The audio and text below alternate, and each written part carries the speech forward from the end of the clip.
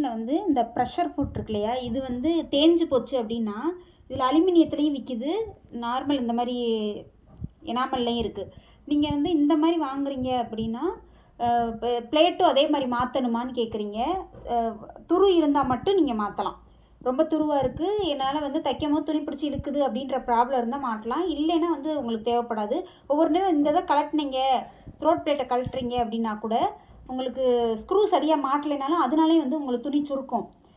அதனால் அதை நீங்கள் நல்லா சரியாக பார்த்துக்கணும். அது போக ஃபஸ்ட்டு பழகுறவங்க வந்து இந்த பிளேட் அப்படி கலட்டுறோன்னு சொல்லிட்டு பெட்ஸ் பிளேட்டை கலட்டுறோன்ட்டு கலட்டிடுவீங்க, ஆனால் மாட்ட தெரியாது. அந்த மாதிரி இருக்கும்போது நீங்கள் இந்த மாதிரி இப்படி சாய்க்காமல் நீங்கள் மாட்டினீங்கன்னா மாட்ட முடியாது, கலண்டுருச்சுன்னா. இந்த மாதிரி சாய்ச்சிட்டு ஒரு சைடு வந்து நல்லா இப்படி உள்ள அமுங்கின மாதிரி வச்சு அடுத்த சைடுக்கு வந்து கொஞ்சம் கிராஸாக வச்சு நீங்கள் இது பண்ணணும். அப்போ தான் வந்து மாட்ட வரும். அதுக்கு அடியில் வந்து ஒரு தகர மாதிரி தான் கொடுத்துருப்பாங்க. இந்த இதை வந்து நீங்கள் அழகாக அதில் இது பண்ணுற மாதிரி மாட்டணும். இப்படி வச்சுட்டு ஒரு சைடு இந்த மாதிரி கிராஸாக, இன்னொரு பக்கம் வந்து இப்படி ஒரு பக்கம் நீங்கள் நல்லா அதிக அளவே தள்ளிடலாம். தள்ளிட்டு அடுத்த சைடு இப்படி. அதுக்கப்புறம் நீங்கள் என்ன பண்ணி இப்படி வச்சிடுறீங்க, நிமித்தி வச்சுறீங்க. வச்சுட்டு இதை கரெக்டாக இந்த மாதிரி வச்சு இப்படி இது பண்ணும்.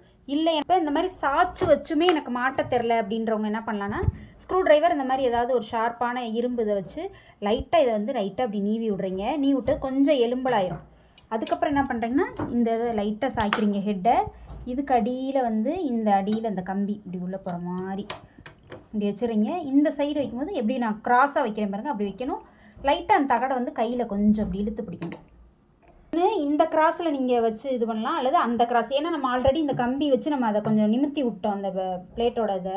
அப்படி இருக்கும்போது நீங்கள் இது பண்ணிவிட்டு அதுக்கப்புறமா நீங்கள் இப்படி அமுக்கணும்னா சரியாக இருக்கும்.